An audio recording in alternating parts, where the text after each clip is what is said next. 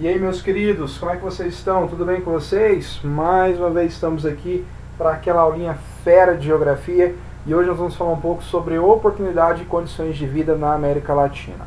Bom, tenho muita certeza e muita tranquilidade que vocês já estão feras, os craques na América Latina, estão sabendo tudo de América Latina e devem ter dado um Google aí, pesquisado um pouquinho sobre isso, que já faz um bom tempo que a gente está falando sobre a América Latina. Então não me sobra dúvidas que vocês sabem que a América Latina é o lugar mais desigual do mundo, é a região do globo onde a desigualdade social é maior.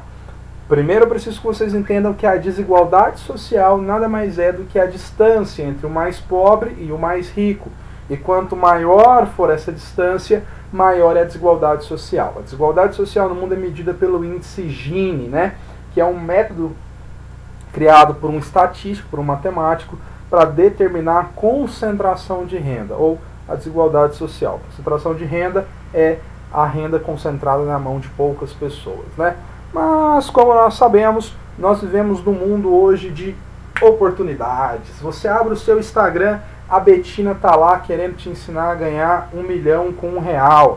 Você abre o seu Instagram, o Hotmart, Hotpoc, não sei o que é aquilo, para você ser um propagandista aí pela internet, ganhar muita grana em casa, pelo seu celular. E essa falsa impressão que nós temos que esse modelo de sistema capitalista onde nós vivemos dá condições iguais para que as pessoas possam adquirir uma maturidade financeira. E quando eu falo maturidade financeira, meus queridos, eu não falo nem chegar a ser rico.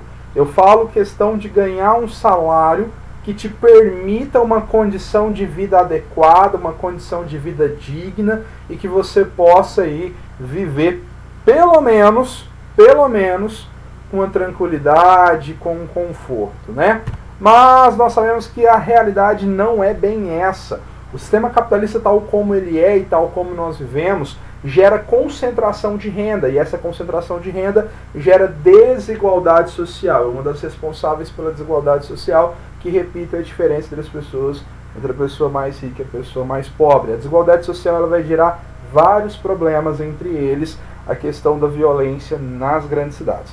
Nós sabemos que a desigualdade social não é sozinha responsável pela violência urbana, mas pela criminalidade, né? Mas é um ponto importante, é uma questão importante, é algo importante a ser considerado quando nós falamos dessa violência, quando nós falamos do índice de criminalidade.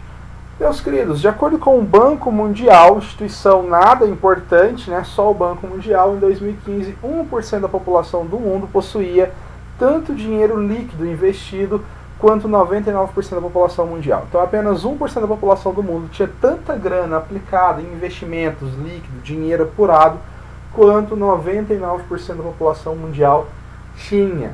Ou seja, é muito desigual. De acordo com o IBGE, em 2018, 60% dos brasileiros viviam com até um salário mínimo. Então, pega a população economicamente ativa do Brasil, que nós chamamos de PEA, 60% dessa população vivia com até um salário mínimo. Quando eu falo até um salário mínimo, é porque tem pessoas que vivem com menos de um salário mínimo, né? Nós sabemos muito bem que a linha da extrema pobreza hoje gira em torno de 360, 380 reais, de acordo com a cotação do dólar, né, que é 1,90 dólares por dia, né? Então nós temos aí 60% da população brasileira vivendo com até um salário mínimo por dia, de acordo com o IBGE. E o Brasil é o 10º país mais desigual do mundo. A nossa capital, Goiânia, em 2010, foi considerada a cidade mais desigual da América Latina, deixando para trás cidades como Bogotá, cidades como a capital mexicana, né? A cidade do México, enfim. A nossa Goiânia foi colocada nessa condição. Esse levantamento foi feito com dados de 2009, a pesquisa saiu em 2010, mas muito contestada pelos economistas goianienses, pelas autoridades públicas de Goiânia, mas realmente a desigualdade social na nossa cidade é muito grande e ela se explica por um fator muito simples, a nossa própria história de ocupação, né? Goiânia foi ocupada aí por volta de 1930, durante seu período de construção.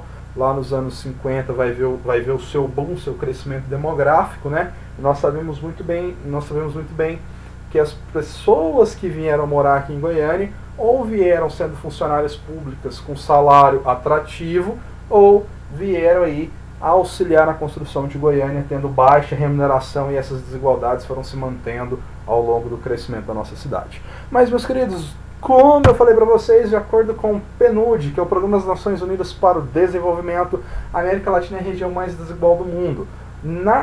Hoje, na América Latina, 10% da população mais rica recebe 37% de toda a renda da América Latina.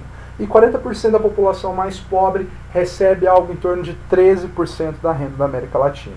Ou seja, a concentração de renda na América Latina é muito grande. A concentração de renda na América Latina é muito maior quando nós começamos a classificar a nossa sociedade. Isso mesmo. Em alguns lugares no Chile, o fato de você ser mulher e negra e morar em algum bairro periférico chileno te dá uma expectativa de vida de 10 anos a menos do que uma mulher branca e que vive em um bairro centralizado, seja centro econômico ou centro geográfico chileno.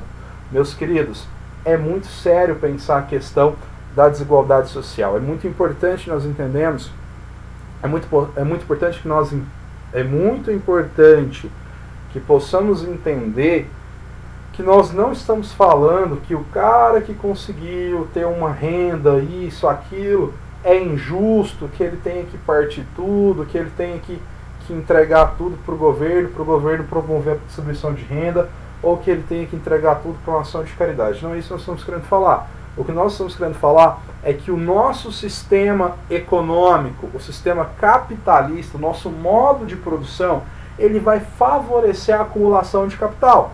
E algumas pessoas saíram na frente nessa corrida de acumulação de capital.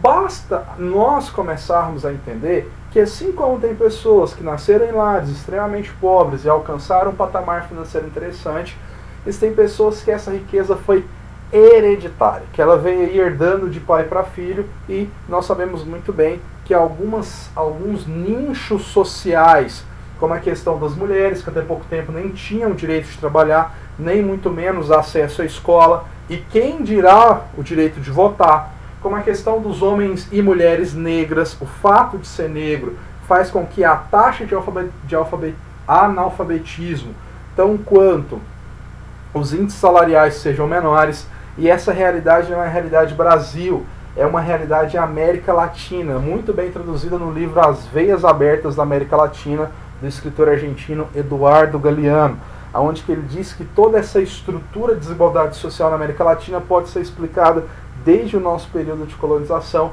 aonde certos nichos de pessoas, certas pessoas, certas classes foram favorecidas nesse processo.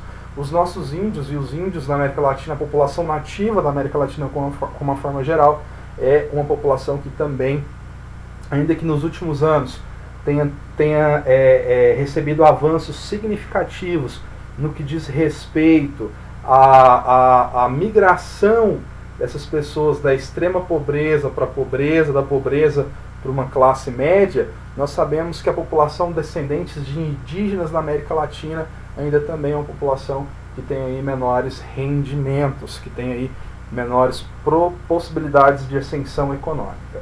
Meus brothers, eu sou extremamente a favor do sistema capitalista, sou extremamente a favor. No entanto, eu não defendo o capitalismo tal qual ele é aplicado aqui na América Latina ou no Brasil, né? Eu defendo um capitalismo de social-democracia, assim como é nos países nórdicos. Eu sei que tem muitos entraves do ponto de vista cultural, do ponto de vista de sistema, para que o capitalismo dos países nórdicos, a social-democracia daqueles países, cheguem aqui no Brasil. Mas a minha proposta é mais ou menos simples: tarifa as grandes riquezas e tarifa menos os pobres, possibilitando desenvolvimento, distribuição de renda. Mas enfim, assunto para outra aula. Depois eu comento um pouco sobre as minhas opiniões de sistema, de política. Vamos concentrar aqui no que nós temos para a nossa aulinha de hoje, que é uma questão mais firme na ciência, na ciência, né? Nós sabemos que o Brasil, dos anos de 2002 até por volta de 2008, um pouco antes da grande crise imobiliária que aconteceu nos Estados Unidos, o Brasil viveu um momento de muita expansão das políticas sociais durante o período do governo do presidente Luiz Inácio Lula da Silva, famoso Lula livre. Mas, infelizmente, o custo desses desenvolvimentos foram muito altos para a população brasileira. O governo Lula, moçada, teve possibilidade de ser marcado como um dos maiores governos da história do Brasil.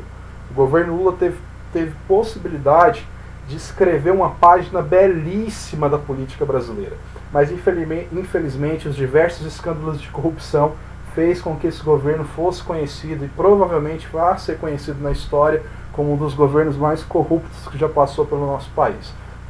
É muito triste, mas nós não podemos negar que o avanço da distribuição de renda, o avanço do assistencialismo social foi uma das bandeiras do governo e dos fatores que fez com que durante vários anos esse governo tivesse uma aceitação social muito grande, uma expansão social muito grande. Com todo respeito ao atual presidente do Brasil, o senhor Jair Messias Bolsonaro, mas ao lado do nosso atual ministro da Economia, né? Hoje, Goiânia, dia 3 de junho de 2020, em plena pandemia do coronavírus, infelizmente, nesse 1 ano e 3 meses aí, né? 4 meses do governo Bolsonaro, nós infelizmente não pudemos perceber uma preocupação com as questões sociais, uma preocupação com a distribuição de renda, uma preocupação com o assistencialismo social, que me faz pensar que o Brasil pode estar caminhando futuramente para uma desigualdade social cada vez maior, para uma expansão dos nossos problemas sociais, beleza? Mas o tema da nossa aulinha de hoje não era oportunidades e condições de vida? Sim, senhores.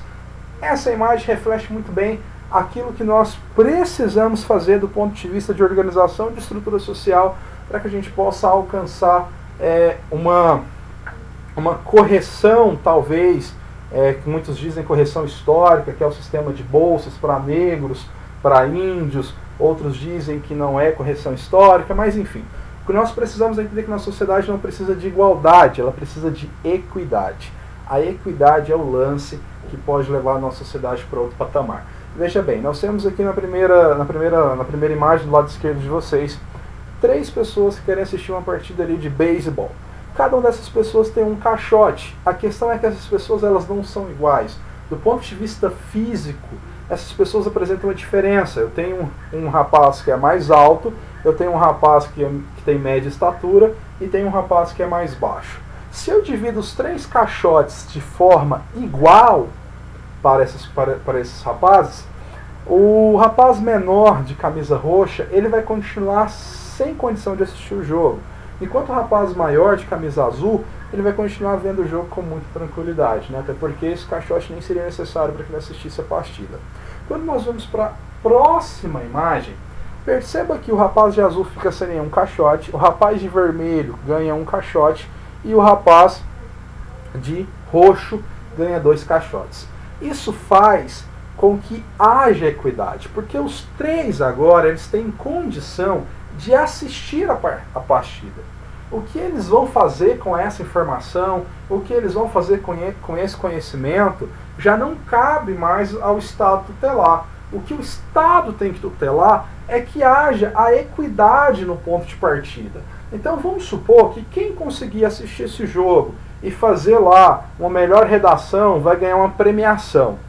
Na primeira imagem é impossível o rapaz de roxo fazer uma boa redação desse jogo porque ele não está assistindo, ele não está vendo, ele não tem condição de assistir a partida.